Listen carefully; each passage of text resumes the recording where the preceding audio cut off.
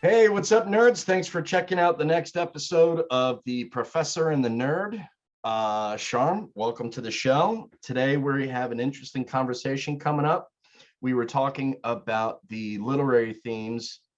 Today, we're going with Overcoming the Monster. How are you this week? I'm very good, thank you. And how are you? Life is good. I can't complain. It's Well, not worth it. Too much wasted energy. no, that's what I always say. Complaints are wasted energy. You know, Jacqueline Kennedy always said, don't complain and don't explain. I think that's a life motto. I think it's excellent wisdom. Yes, I do too. Sweet. Well, so the great thing about the show is that I get to talk about nerd stuff, and you get to talk about literature, and we get to discuss and sometimes agree and disagree, and make a few mistakes along the way. But the show is basically a conversation about literature. Whether it be Jane Eyre or the X-Men, it's all literature. I totally So agree with you. I'm enjoying it, and hopefully everybody else out there is enjoying it. This week, it's Overcoming the Monsters. So what exactly is that? Well, monster, as you know, is one of the prime themes in literature. And we talked about this last conversation, how before man could read or write, they talked, and there was folklore and fairy tales. And it was a history of their culture, their life, their families, etc. And one of the things we talked about is when there are monsters in literature, why are there monsters? Why do we need to overcome these monsters? And two of the primary works we talked about were Mary Shelley's The Modern Prometheus, Frankenstein, and we also talked about Franz Kafka's Metamorphosis. People, when they are not sure what's going on in a society, or they're reacting to something they don't like, sometimes they create stories or monsters. And monsters sometimes are a reaction to scientific progress, if you want to call it that, or technology. And Mary Shelley, when she wrote about her monster, wasn't Frankenstein. Frankenstein was the doctor who created it. He created a monster from body parts that he got from morgues or from cemeteries. So she was reacting to what was happening in the world, the progress, the science and technology and things she did not like about this. So instead of the natural order of things where a human being is created between the mating of a male and a female human, Dr. Frankenstein got body parts and put together this creature.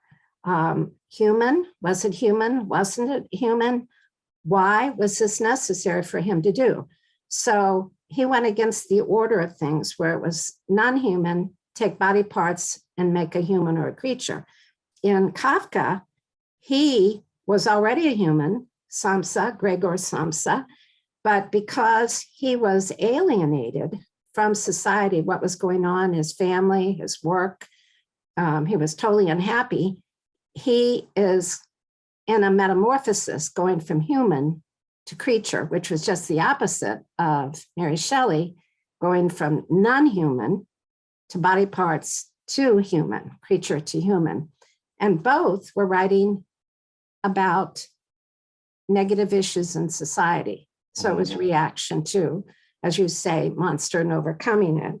And what we see is there are monsters written about and have been for hundreds of years.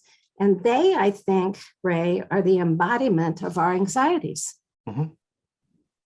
I could see that. I think that's interesting. I also think it's interesting that with, and I think we've talked about this before, that with good literature, the interpretation can vary greatly. And Mary Shelley's Frankenstein is very interesting. I haven't read the book, but I've seen a lot of different versions of the story get put out. And the interesting thing is it's easy to look at the story and see Frankenstein as the monster. But actually, in many ways, Frankenstein is not the monster. It's everybody else around him that's the monster. Yeah. Well, and Dr. Frankenstein creates a monster. And I know what you're saying. People argue the monster isn't the monster. Dr. Frankenstein is the monster. Mm-hmm. But again, he's also reacting. But it's also been interpreted that he created the monster to destroy the monster. Mm-hmm. In society, because there are so many warring factions, people are trying to make sense of what's going on around them. And when the Europeans came to America, I mean, monsters come in many forms. There's devils, there's angels, there's demons. An angel can be perceived as a monster because it's different. When Europeans came, they found through the Native Americans many monster stories, whether it was animal or human or a cross between both. Thunderbird, John Proudstar. Right. He comes from a society that is locked into those beliefs. Mm-hmm. And again, it's reaction to what's going on, or maybe you can't make sense of it. The other thing is about the monster. When we can't make sense of something that's different, then we start saying, oh, that's a villain, or that's a monster, or you can't be different. If you're different, whether it's politically or if you're different in gender or racially, they become the bad, the evil, if you're not like me. Mm-hmm. If I'm homosexual and you're heterosexual, are you the monster, or vice versa? And so again, that's a reaction to what's different when your mind can't wrap around that difference is okay. And sometimes it's, and this is important too, it's a lot easier, and it requires a lot less energy to hate something because it's different. Yes. And it's easy. It's more like a trope at this point in time. It's different. So, well, I don't like it just because it's different. Yeah. It's easy to look at all of these books, and some of these, it's easy to identify what the monster is. It's Krakoa, the giant island that's killing the X-Men. Yes. It's Magneto that is doing all these terrible things. The Juggernaut, Sauron, so much, the Hellfire Club. There's so much clearly identified bad guys or monsters in these books that you have to overcome. Yeah. That's the low-hanging fruit. Yeah. The real discussion and the real interesting part about all of these books is some of these X-Men are the monsters themselves. Yeah. And not always, but sometimes. And some of the mutants outside of the X-Men society are the monsters. Mm-hmm. I was reading an interesting article about conformity and prejudice. For example, in fairy tales, if you are the princess, you need to be feminine and passive. If you are the prince, you need to be courageous and on your white charger. If you don't conform to those, if young girls don't conform to the princess and pretty and girly girl, and the boys don't conform to masculine and tough and rough, if you don't conform to those, you are different. And are you a villain, and or are you a monster? Exactly. And just like in you were talking about prejudice, just like racial issues in this book, we've already talked about the allegory of blacks and whites and mutants and humankind in there. Yes. In these books, it's everybody else that isn't a mutant can also be perceived as the monster. And when you look at Professor X and Magneto, both of them have similar goals, but very different outcomes. We perceive Professor X, Charles Xavier, as good. We perceive Magneto as bad or evil. And when we get to the next, I've read through most of them, the next series of 10, you get, as you told me I would see, the backstory of why Magneto is the way he is and what happened to him when during World War II, because he was a victim of the Nazis, because he was different. He and his family and friends and society were persecuted to death because they were different.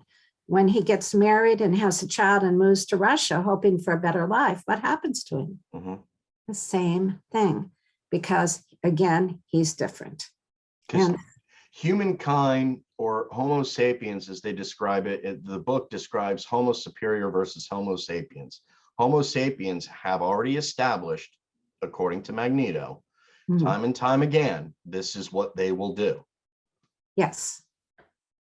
It's fascinating. It's interesting. You know, you can take some of those, if you compare Charles Xavier and Magneto, and that's what makes Magneto a very interesting villain, because there is a lot of logic to what he's talking about, but that logic is without compassion. It's without compassion, except, and eventually he changes probably, and like you sometimes say, he goes totally to the dark side. But at one point, he does save a woman and her child in a burning fire. He was not able to save his child because he was captured by the Russians. They said he was enemy of the state, and they pulled him away from going to save. So there's all kinds of issues going on with him, but he was a good person in that instance, in that he saved. He saved two people, but then his character goes through many changes, and they don't stay with the good. They go to the dark side.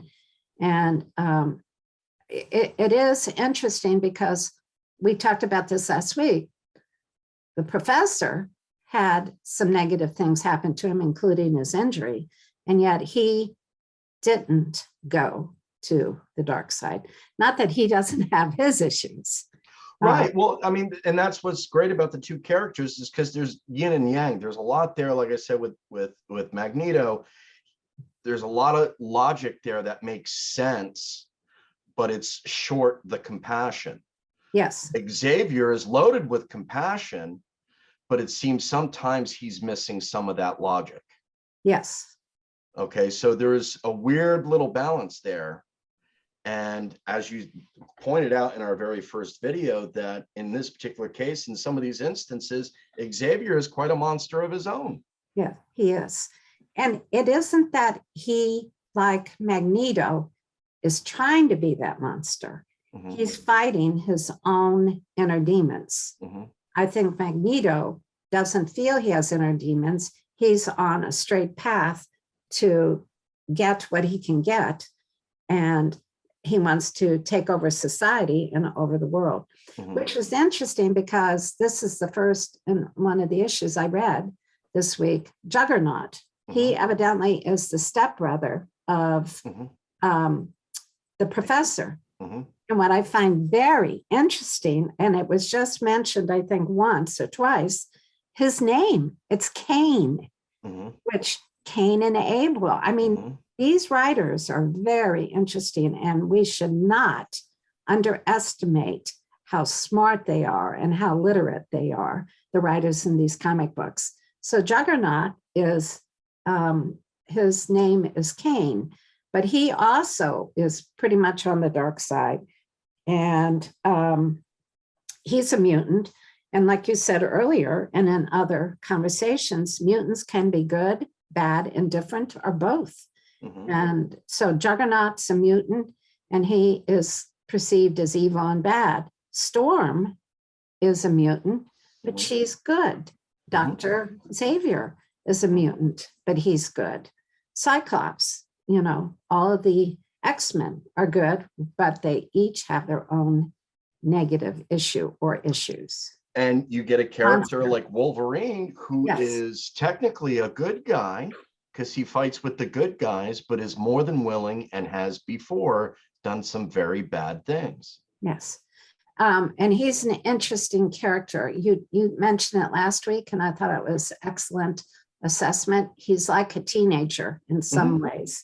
He doesn't know what to do with himself. He knows how to take care of people, and he has strength, but he is up and down. He's I don't mean he's good and he's bad. He has his issues where he can't control his temperament. If you don't mind, I found something, because you had mentioned this to me when you talked about overcoming the monster. I found some literary quotes that are so indicative of the issue we're talking about. And let's hear it. Okay, it led with the question, can humans be monsters? Are monsters always what we would call, in terms of X-Men, mutants? And here's some quotes, starting with, of all people, Stephen King. He says, monsters are real, and ghosts are real too. They live inside of us, and sometimes they win. And we see that with the X-Men. And Edgar Allan Poe wrote, the scariest monsters are the ones that lurk within our souls. So there are many literary figures, authors, poets over the centuries who understand that monsters are not always external to us. They're not Hesse, they're not Bigfoot, they're not the snakes that occupy Western caves. And here's another one. Nietzsche wrote this: whoever fights monsters should see to it that in the process, he does not become a monster. And if you gaze long enough into the abyss will gaze into you. And we talked about that earlier tonight, that William Blake said, be careful, because when you look in the mirror, what you are calling a monster might be what you see in your mirror. And then just one more. We never see other people anyway, only the monsters we make of them. So, if you have a prejudice, you look at that person, you don't see who they are, you see them as a monster, regardless of whether they are or they're not. So I thought those quotes were really interesting. And because these authors are trying to indicate to us we need to overcome our personal monster before we can view what's wrong with society. And it's fascinating because that's completely on point, because while we got all of these comic books here to go through and see these classic monsters and all the bad things that they do, none of them is worse than anything we can pull from our history as a people. No. But some of the horrific things that people have done. Because I believe that people are just as equally have the potential for good as they do for bad. Yes. And that sometimes there's not always a clean line. You can have the road to hell is paved with good intentions. Yes. And that's what we get to see every day. I mean, we're watching it currently on the news, stuff that's going on in Ukraine. It's easy to point out the bad guy and, say, oh, it's Putin, it's this. But once you start peeling back those layers, you're going, we got other problems here too. Yeah, we do. And, it's easy because we see in Russia, there's been genocide, and in China, and we believe in human rights, and through NATO and the UN, we belong to these organizations and try to help. But as you mentioned, we sometimes forget that we took over a country that belonged to Native Americans. And we brought from another country people and enslaved them. So yes, America is a wonderful country and I love it, and I love our people, but we forget, as you say, that monsters aren't necessarily just outside of the United States. They're not necessarily just outside of China. What little we know about what goes on they can point their finger at us, but we know what goes on there also. Yeah.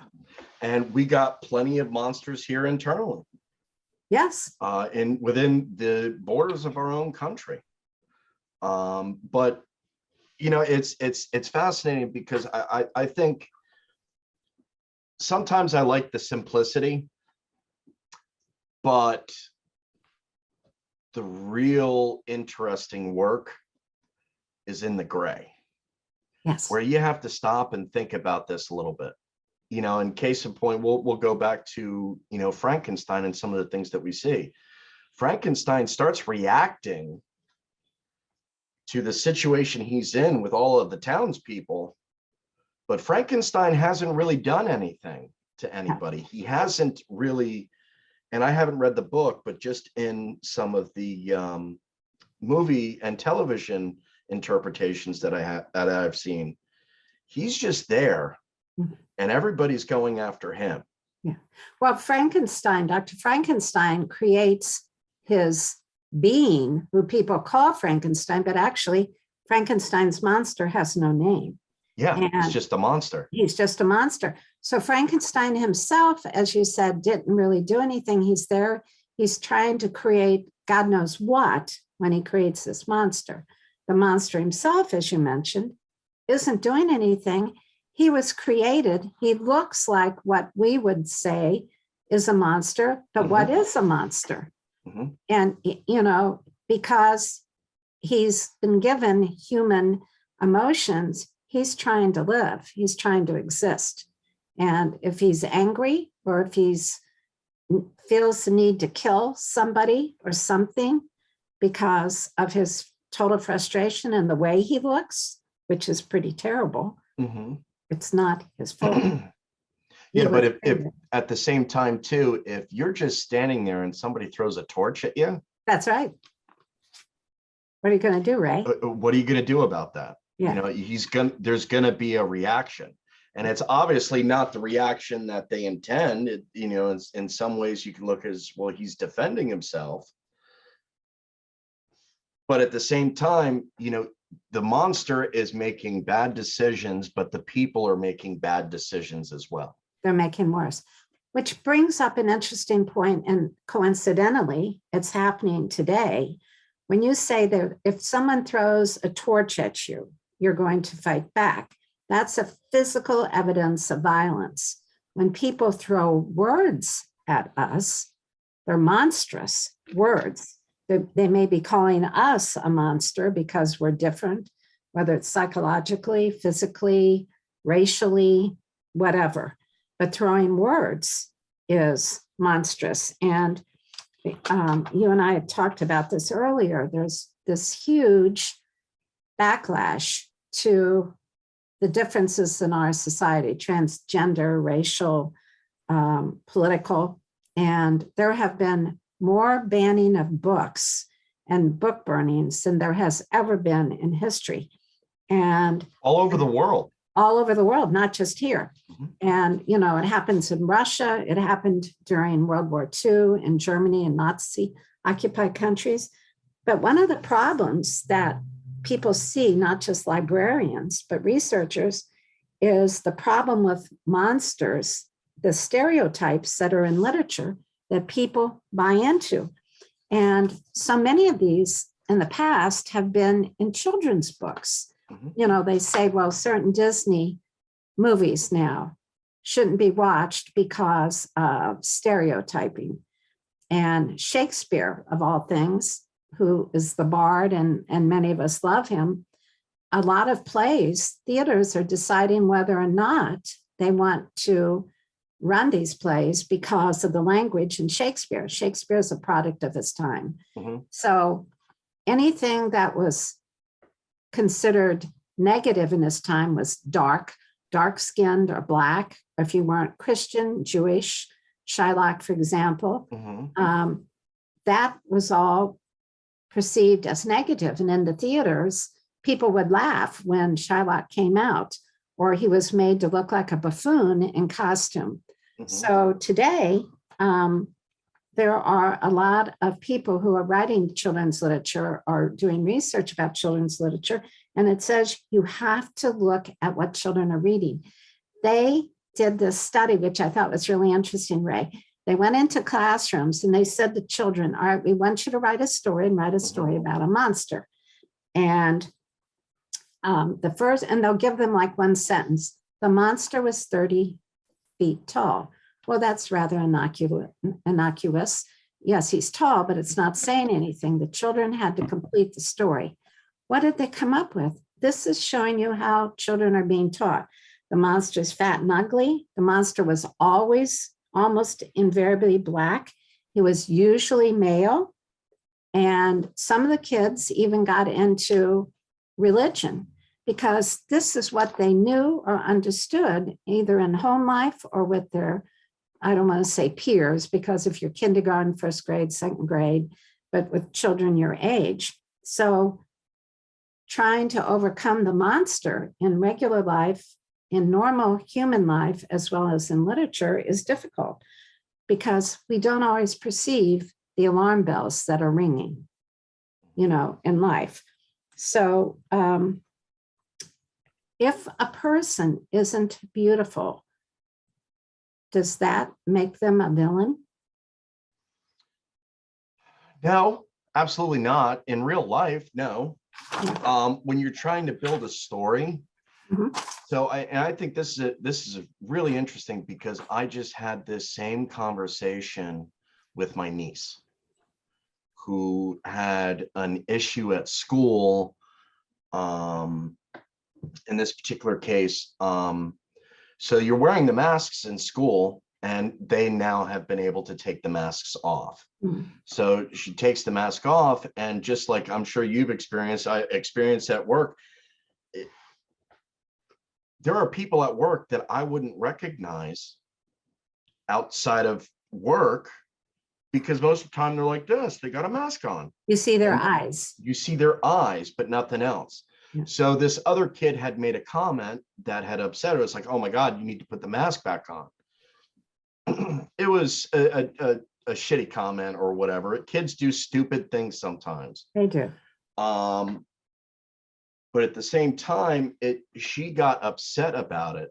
And, we ended up talking on the phone about it.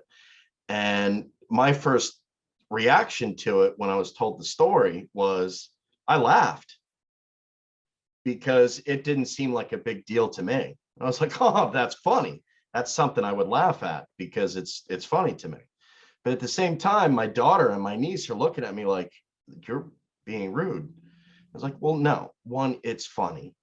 The second thing is that if you're looking to other people to validate whether or not you look good, that's right, you're doing it wrong.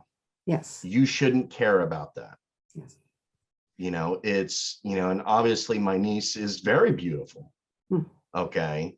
But you don't need me to tell you you're beautiful. You have to understand that you were already beautiful. You need to know it inside. Right. Just like the X-Men. Look at the X-Men. They all have features that aren't normal in terms of the rest of humanity. They have some features that are monstrous.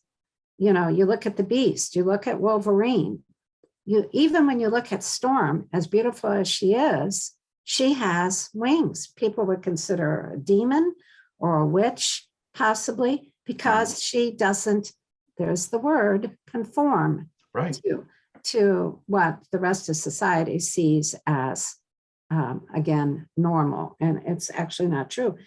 And I think when we're teaching our children, if we're lucky enough to have them, or if we're your teachers, we have to look at the words we're using. There can be beautiful witches and good wizards, but there can be ugly wizards and ugly witches, and it's still, because they're scary, it doesn't make them evil. Being scary is not a crime. Being scary is not a monster. What is the old adage? Don't judge a book by its cover. Yes, thank you very much. And that's what we're talking about. So this is an interesting study that's been going on. with children in particular, and especially during COVID, because children weren't in school. Possibly they were studying at home, maybe they were doing Zoom classes, whatever. But another thing we forget about is children learn from the time they're little. My little grandson, we're reading to him books, what we call reading, but actually we're pointing out pictures. We have to be very careful which children's books we're showing, because are they seeing only white, fair-haired boys and girls? Are they not seeing diversity, Latinos, Blacks, Asian? When a story is written about, which I see not only in the books, but when you watch the children's films and series, you know, are the children who are fat, are they being laughed at? Is the homeless child given a fair shake? Is it because her family can't take care of her or won't take care of her? But children see visually, they can't read text yet. So the visual representation of these people can be to them a monster, like pigs. When you see children looking at farm animals, they're fat pigs, and that's later translated to people. So, you know, I look at the X-Men and see how they're portrayed. We don't see them as monsters, but they're the other mutants who are on the other side of the issue perceive them that way, and humankind in particular perceives the mutants as monsters. That's fascinating. That's pretty interesting. Now, so one of my things that I at least try and get across, you know, to my kids is that none of that stuff is supposed to matter. No. You know, whether it age, gender, skin color, none of that stuff is supposed to matter. At the end of the day, the only thing that matters is you, what you do, your good works. Now, clearly you can look at a story and go, well, that person, based on their motives and the actions that they take, are clearly evil. But sometimes we get too wrapped up in, like, does it really matter if you're telling a story and you have the hero and the villain? Does any of those things really matter in the context of the story, other than the villain is committing all these crimes and killing all these people? Does the villain's identity really matter? Because what they're doing is evil. Well, I think part of that issue is, again, it's how the artist portrayed them. So if he's a bad character, is he portrayed as looking scary? Or is he portrayed as looking normal, but he has negative human characteristics? So I think, like you brought out in the first meeting, how comic books have come a long way. Women were always portrayed as voluptuous and scantily clad, etc., and always needing saving. Always needed saving. So is that how women are? And maybe young men in the 20s and 30s and 40s saw women as being that way, therefore they are that way. Okay, they were conditioned to view women that way because that's how they saw them portrayed, whether it was in film and eventually TV or comic books. But does that matter, like you say? Does it matter how we look? What matters? Yeah, well, what matters is your good deeds. Yes. It's what you are contributing to. It's what you are doing. You know, like the X-Men, you know, like we talked about, there's tons of diversity on this team of X-Men, this second generation. The villains, if you go through these comic books, some of them are literal monsters because they're gorillas, evil islands, yes. You know, living islands, all this other stuff. But at the same time, even the villains are diverse. The villains are very diverse. And again, They may not always have been what we might call bad. Right. They weren't born that way, but what happens to them affects how they become. And even though we have free will, some people overcome it, some people don't. That's what I think is one of the things that is interesting about comics versus, I don't want to say standard literature, is that you see these character arcs. They go through and they do this thing. You take all right, we'll look at Cyclops, for example. Cyclops initially is like the perfect, clean-cut leader, good Yes. guy. Yes. Great. But as outside of this story, through the years, you see that character take so many wild turns. At one point, up to 10 years ago, that character had evolved and changed so much that he most definitely was very much a villain. Mm-hmm. And did not have the same characteristics as Cyclops in the 70s. Mm-hmm. Well, and which is again interesting, and you talked about this last week.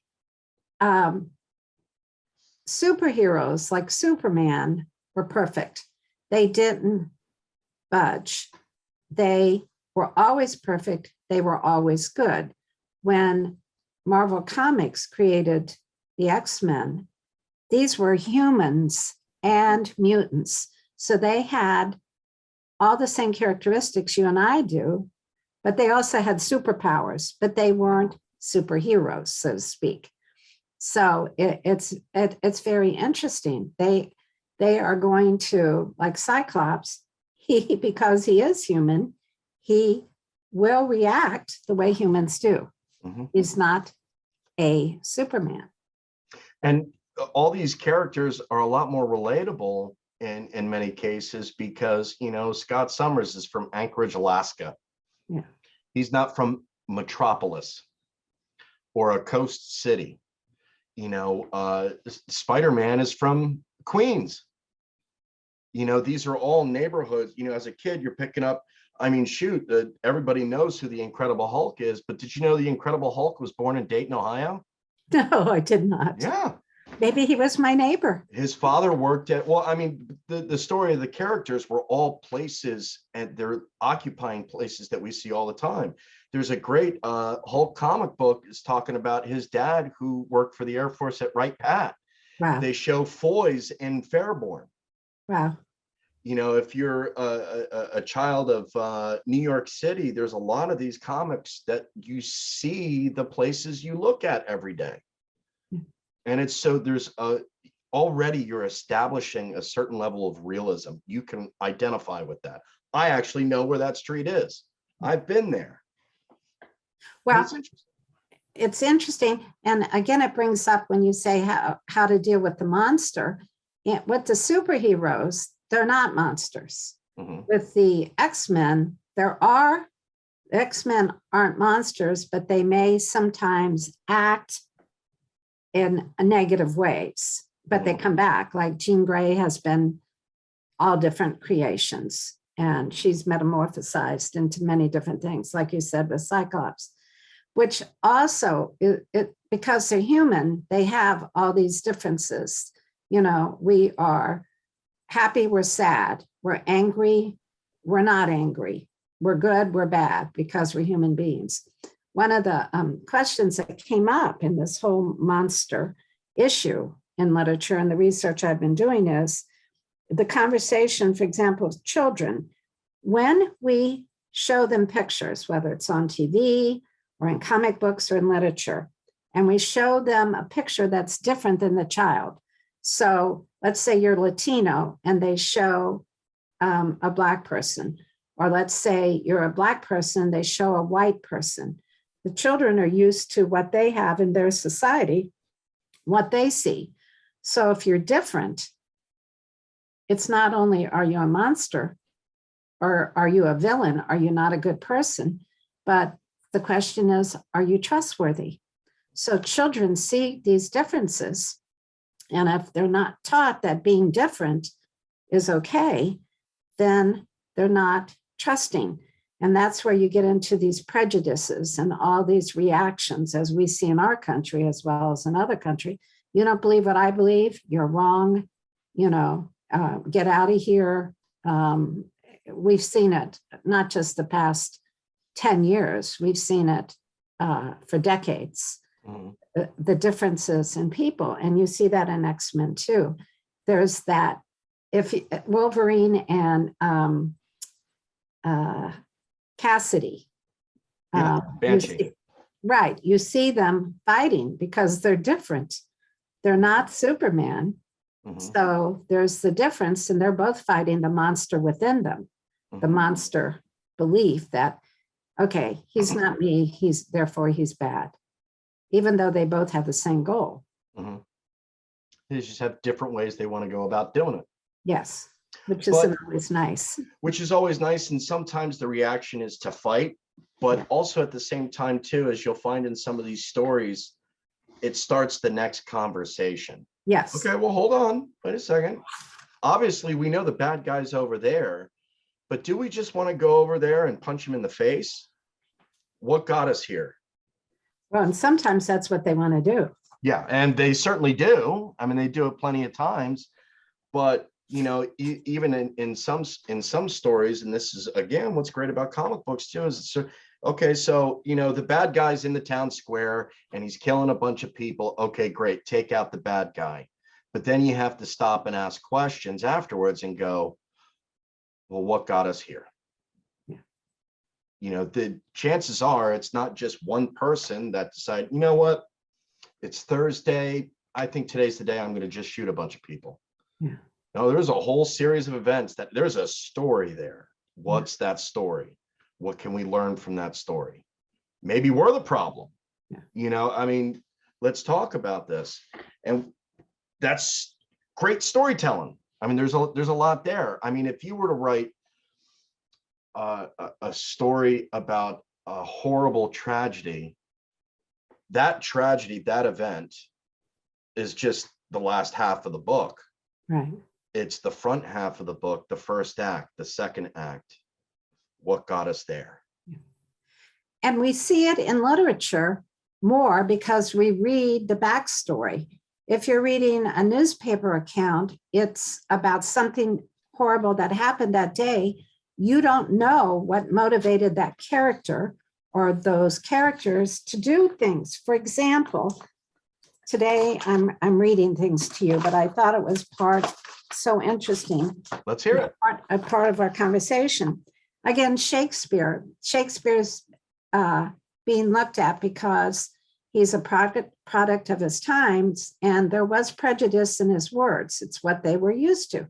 People say, well, slaves were brought into England at that time, but that was the time. The question is not ever asked, does anyone have the right to enslave another person? They say, well, no, that's what we did in those days, or that's what we did through the mid 1800s in the United States. So it's prejudice usually, and sometimes violence, has to do with what's happening during those times. So Shakespeare talked about heroes and villains and monsters. And I just lost my page. Let me find it. Where he's talking to Shakespeare it's the Merchant of Venice. And okay, the character is Shylock. And he is throughout the play, he's Jewish and he makes money, but people criticize him because he makes money. And they criticize him the way he looks.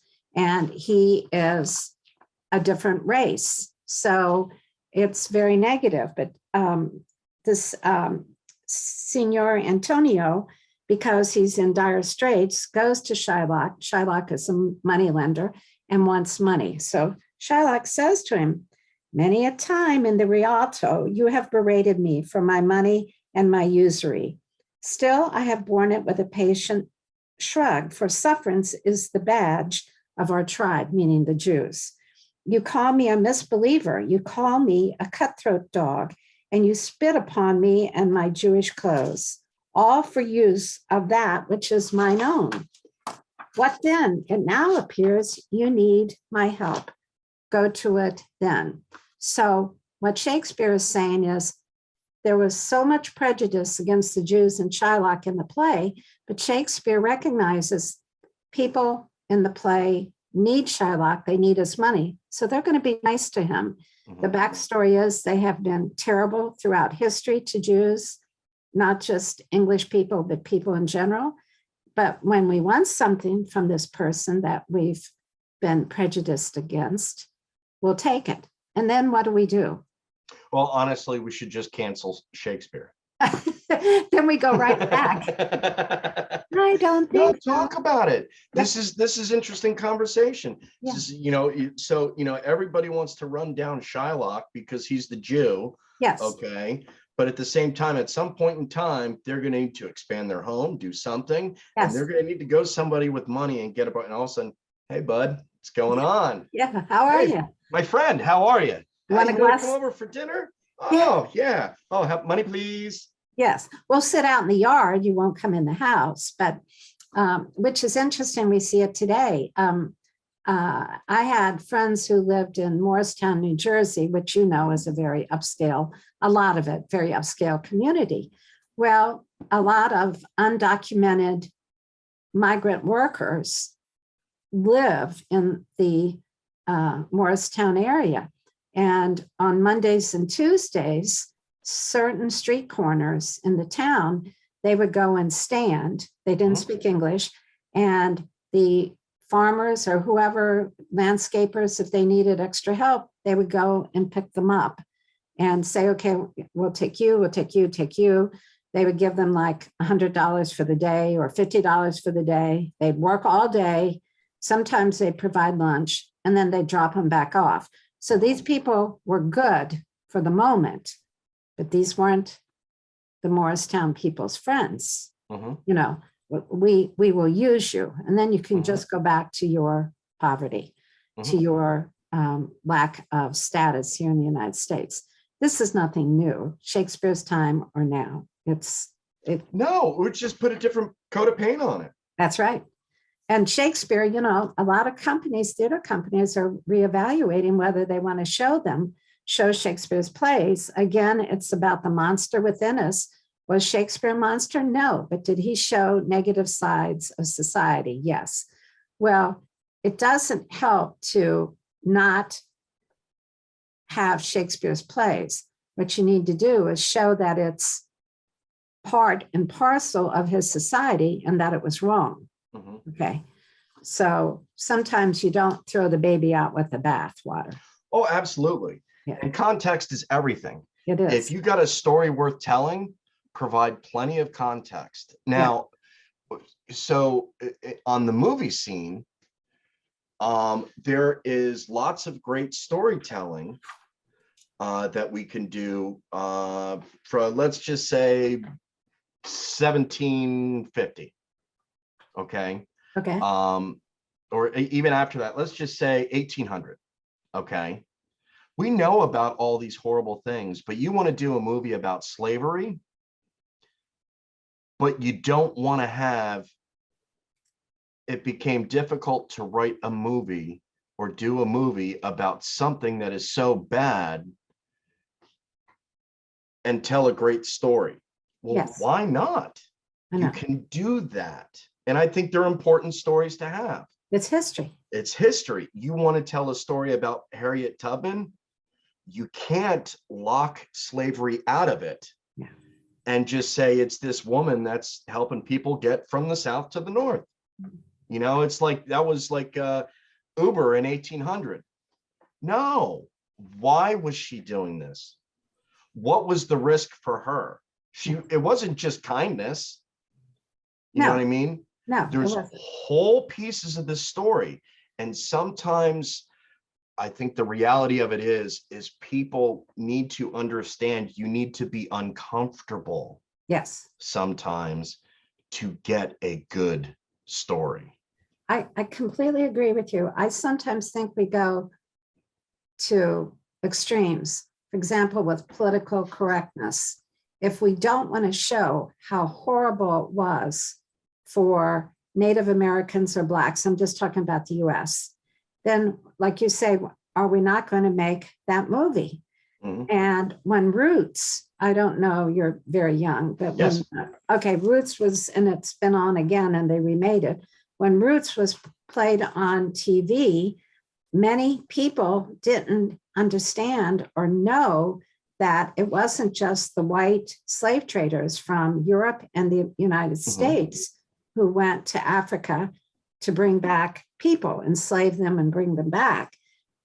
The tribes in Africa also, they sold slaves among themselves. When they saw the white man coming in and willing to pay, they also would sell slaves. And a lot of people say, you can't show that. If you can't show one race selling its own race to other people. And you can't ignore it by being politically correct. History is history, whether you like the history or you don't like the history. You have to be able to recognize the bad in order to fix it and make the good. That's right. You know, you got two great movies in there. If we're going to talk about race here for a second, you got two great movies, Glory. Yes. And everybody knows the scene with Denzel Washington. It is brutal. Yes. It is uncomfortable. Yes. You cry with Denzel Washington, but it's essential to the story. You have to understand what they are going through. You have to feel it. You have to experience it. Another one, if you haven't seen it, is American History X. Have you ever seen that one? I have not seen that one. It is extremely uncomfortable. Yeah. It's a great movie, but it's about, basically the story boils down to Edward Norton being a neo-Nazi in the beginning of the movie to not being one at the end of the movie. So he grew. So there's a whole story there, and I recommend you watch it. I recommend everybody watch it. It is extremely uncomfortable in parts. But you got to see that, and you have to experience that story. So when you get to the end of it, you've gone on that journey with them. And you understand. And you understand. See, people sometimes think truth is arbitrary. It isn't. Truth is truth. So if we're doing things that we shouldn't be doing, but because we want to be politically correct, we don't show it, that's not showing truth. It's editing. It's editing out what needs to be seen. So I agree with you. So we've talked about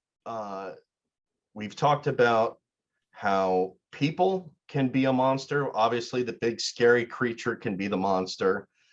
We talked about how the demons within you can be the monster, but there's also I think it still kind of falls under the the demon within, but there's also something external that I think is worth discussing, and that's power. Okay. Power itself being the monster. Agreed. Now, you could interpret it that, you know, that it's not enough to sit there and say that power is this intangible, tangible thing that is the cause for somebody to be a monster, or the quest for that power and the decisions that they make. Maybe it's still internal, but it's certainly it's worthy for this discussion, because at the core of the story we're talking about with Jean Grey, adding the Phoenix and basically given the powers of a god, as you start to see the power itself is corrupting.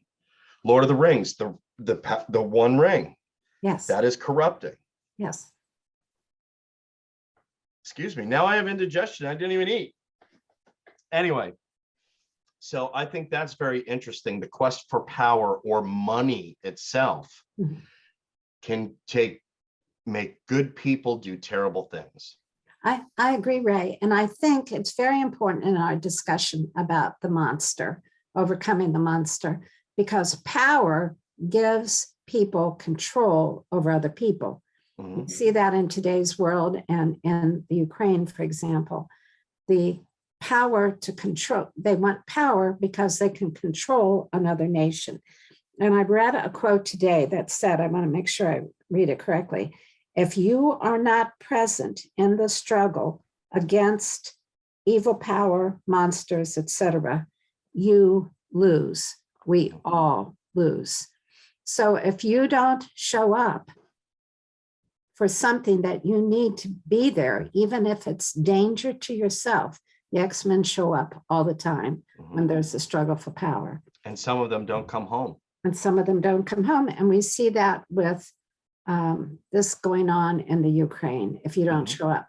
Perfect example, Poland, which saw horrific issues during World War II, completely run over by Hitler. They're showing up almost to a person to lend a hand to help the Ukrainians crossing their border. And so it makes perfect sense. You show up. And you know what? You absolutely show up. You do your duty. Yes. You fight for what is good, regardless of what the perceived outcome will be. And case in point, you mentioned Poland. Yes. There's a great story in World War II when the Nazis invade Poland and their tanks, their cavalry came through and started wiping out the Poles. Yeah. Poles had cavalry too. Yes. Literally guys on horses versus tanks. You don't think that that Polish garrison knew exactly what was going to happen? Yes. But they're defending their home. They're defending their home. And I think for people, I don't mean who are right-minded, but for people who really care, defense of home and loved ones is so important. We see that the Russian government is bringing in mercenaries to fight during the Spanish Civil War because they felt they were not going to win. Just like Zelensky has sent out the call, please come. We don't care if you are Ukrainian or whoever you are, please come and help us. Same thing happened in the Spanish Civil War. They sent out a call, and Americans and Brits and Italians, everybody went to Spain. Hemingway, Ernest Hemingway was one of them who answered the call. And he felt he had to do this. He forgot about his responsibilities at home. He didn't forget about them. He said, I understand that, but these people need my help. So, and that's exactly what the X-Men do and what's happening today. There's so much in the X-Men, which I didn't know. And this comic book study that we're doing that relates, even though it was written, in the 70s, that relates to things going on in our world today, especially political. It's amazing. The funny thing is about history is there's always the old saying, those who forget their history are doomed to repeat it. Yes. Well, we have no memory for history. No. Because there really isn't. History is basically like telling the same 7 stories all over again. Yes. It's really no different. And I love history, but what's happening here, and there's some new twists and turns to it, but you have the big guy that's going to take the little guy. And for whatever reason, for whatever purpose, it's usually not good, No. But, and at the same time, you have the good guy, who is the Ukraine in this story, apparently, making a lot of not so good guy decisions in order to save their backyard. I know. To save their wife, their child, their daughter, whatever. There's a lot of complexity to it. And I think it's disingenuous to look at this and go, oh, that poor hospital that the Russians bombed. Or, to sit there and say, hey, Zelensky giving a 60-year-old or a 14-year-old a gun to defend the city. That's terrible. But is it? Life isn't black and white. No. There's a lot of gray in there. And sometimes you have to make really bad decisions for good reasons. For good reason. During our own Civil War, brother fought brother, father fought son. Children were on the battlefield in some instances. You know, we've seen that in the Middle East. We see it in the Middle East. I know. I look at the countries, the NATO countries, who are saying, if you cross over from Russia into any of these NATO countries, that's it. They have a view of war that we don't, because there hasn't been a war fought on our shores since the Civil War. They understand they were bombed out of their cities. They lost generations of young men. I think about my own father, who during World War II, he enlisted in 1941, and he was in the Army until the end of the war. He was in Europe for almost a year. And he served under Patton. And he served under, right, he served under Patton. But here is the thing. We forget, like you said, we have no sense of history. We forget that we lost a generation of young men during World War II. We lost fathers, uncles, brothers, cousins. And if we forget that and say that's their war, it's not our war. World War II began with the annexation of countries, parts of countries, then whole countries by Hitler. The same thing is happening. But there's also a critical piece when you're talking World War II history. What's equally as upsetting as Hitler going in and taking back some of his territory and conquering more, to a great extent, up until it got to Poland, the Western countries allowed it to happen. They did. And we, even though we had allies, we did not enter the war until we were bombed at Pearl Harbor. And they begged us. Churchill, what a statesman. Like him or hate him, that man held that country together, and they survived. And the Germans never got to, they may have bombed England, but they never crossed the channel and entered that country because of him. And he begged us, and we finally did go. And we understand isolationism. We understand that we need to take care of our own, but they were begging us to come to that war, because Hitler, if Churchill and the British Army had not stopped Hitler, it would have been England and Ireland and Scotland. They figured he would have crossed over to Iceland, to Greenland, and you're hopping, skipping a jump from us. Well, we know there were subs off the East Coast. Yes. And off the California coast. Yes. And what's interesting in that story is, as far as the Allies are concerned, the two biggest players were, obviously FDR and Churchill. Yes. Churchill was kicking and screaming, going all the way back to 1932. That's true. That there was a problem. Yes. FDR, we can get into this whole big political discussion about what FDR was doing in the US, not the Green New Deal, but the New Deal. Okay. But going back to 1932, he knew Hitler was a problem. US didn't want to get involved.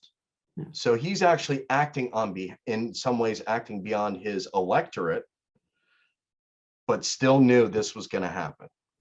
Well, and the English felt after the end of World War I that Germany was going to be right back at it again. It may take a few years, which it did, 1918 to 1930.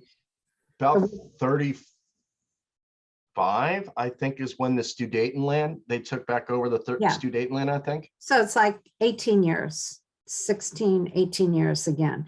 But in the grand scheme of things, is not that long. No, not at all. It was happening. And so, like you said, history repeats itself, but are we listening? Are we watching? Are we paying attention? No.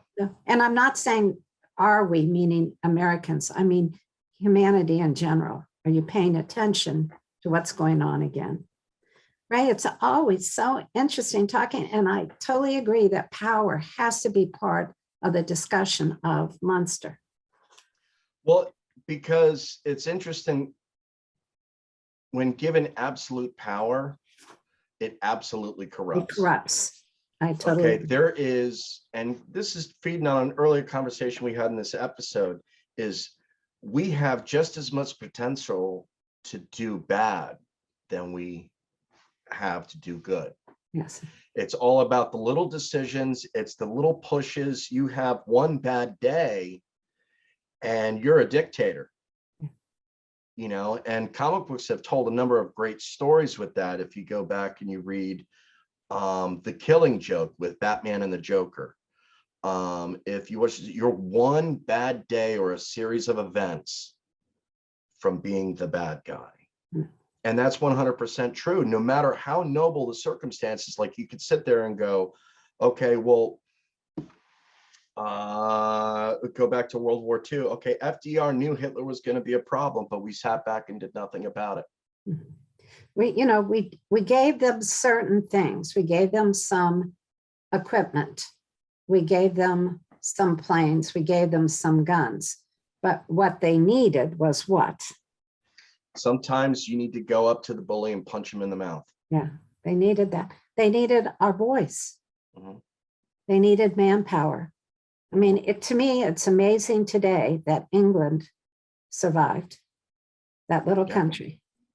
So, I mean, well, England was bombed, mostly London, for what was it, 56 consecutive days? Something unusual like that. they didn't. Imagine your town being bombed by a few hundred planes every night for almost 60 days. And they even bombed up into Edinburgh and Glasgow, where the family comes from.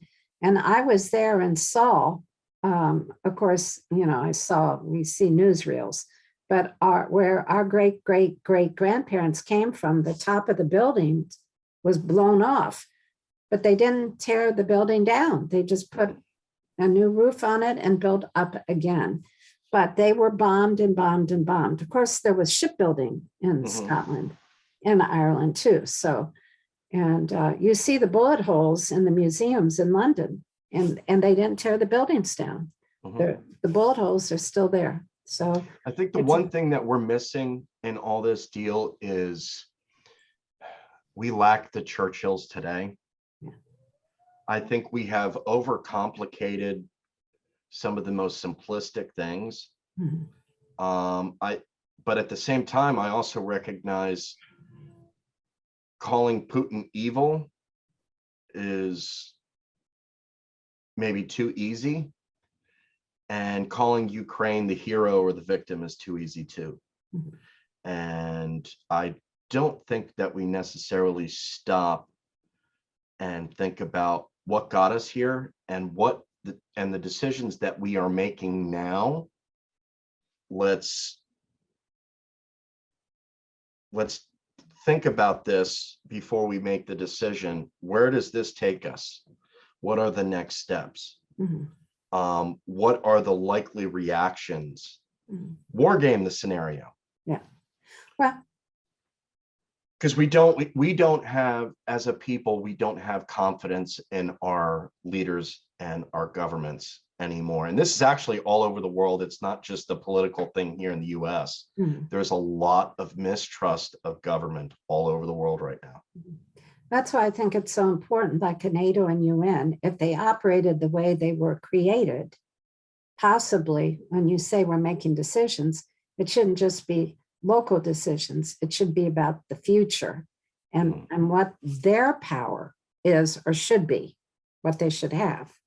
And we don't always see that. Because when you get a guy like Hitler who's got absolute power and can go unchecked and do all the terrible things he did, some of us today will have to walk the same path as our grandparents and great-grandparents and walk through the horrible tragedies that we had to go through at those times. Now, you were talking about your father, and he served under Patton. Well, where was Patton all over World War II? Where did Patton end up in France and Poland? He ended up right through those concentration camps. Yes, he did. And saw all the the worst evils that one can conceive right there. Not to make it personal, but my father helped liberate a concentration camp in Czechoslovakia. Mhm. The horror. Never talked about it ever. I know Why that. would you ever talk about that? And we know it because we know where he was and we know what was there, but he would never talk about it. But again, Tom Brokaw once said, the greatest generation is the generation that fought during World War II. And you can believe or disbelieve that, but I agree with it 100%. Yeah. There was something, I know times were a little bit simpler, but we were a bit more courageous. We were a little bit more noble. I like to think that we put a little bit more thought, but when the time came to step up to the plate and be good, we were good. Yeah, we were superb. We were superb. And I fear that we lack some of that all over the place now. Well, because it's been World War I was, what did we decide? 20 years difference between 1918 and 1930s. There was just 20 years difference. And then Korea, and then Vietnam. But and then of course we had the East. We had the wars In the Middle East. In the Middle East. But they touched us because of deaths in the family, but they didn't touch us the way World War I and World War II and Korea did. Well, and Vietnam. Well, put it this way, because so I think advances of technology, we can put this in context, advances of technology. So during the Iraq war, for instance, I don't have exact numbers. We lost, 20,000 people, which is a lot. That's that's going to go see Garth Brooks down at the Nutter Center. Yes. That's a lot of people. Yeah. But how many people disappeared between 1939 and 1945? I know. Not just here in the United like 90 States. million, depending on, especially on the Russian side. Yeah. An insane amount of people. I know. Just well, gone. and they in England, because they were pretty much fighting on their own, because France and Italy was already taken over, and Spain, they lost a whole generation. And they were hardly recovered from World War I when they lost again, 20 years later, they lost all those young men. So anyway. So like I said, that's most certainly a monster. Yes. And that is power. Yes, it is. It may be the worst monster of all. Could be. So, and as usual, we had, I think, a very interesting and enlightening conversation. yes, thank you very much for doing this. And next time we'll have the next topic. We'll pick the next theme to consider and have a whole lot of fun. I agree. We will. You pick the topic, let me know. Will do. And as for us, that's all the time that we have right now. So we'll see you next time. Let us know what you think in the comments. You tell us what is a great monster that you can identify in your literature or on your TV. And Excellent. really think about it, because there's some easy answers there. We don't want the easy. No. Excellent. Look inwards. Interactive. That's right. We'll answer the questions. Thank you very much. Thank Sean, you. be good. We'll see you next time. Thank you, everyone. See you soon.